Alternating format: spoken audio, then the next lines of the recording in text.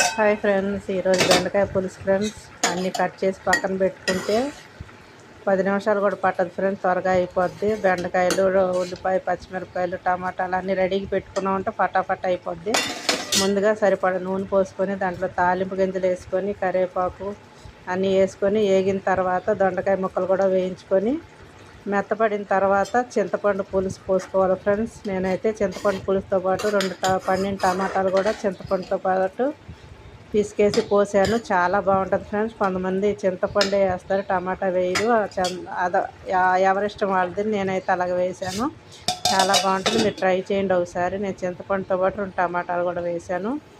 పులుపు ఇష్టపడే వాళ్ళు తినేయచ్చు ఫ్రెండ్స్. ఇలాగే పులుపు కొంచెం తక్కువ తినేవాళ్ళు కొంచెం బెల్లం ముక్క వేసుకోవచ్చు. అన్నం కూడా అయిపోయింది, ఇంకా కూర కూడా అయిపోవచ్చింది ఫ్రెండ్స్. లైక్ చేయండి, షేర్ చేయండి, కామెంట్ పెట్టండి. వేడి వేడి అన్నంలో బెండకాయ పులుసు వేసుకొని తింటుంటే అబ్బాయి ఎంత బాగుంటుందంటే ఆ రుచి తెలిసిన వాళ్ళకి తెలుస్తుంది ఫ్రెండ్స్. నేనైతే ఈరోజు బెండకాయ కూర వండాను.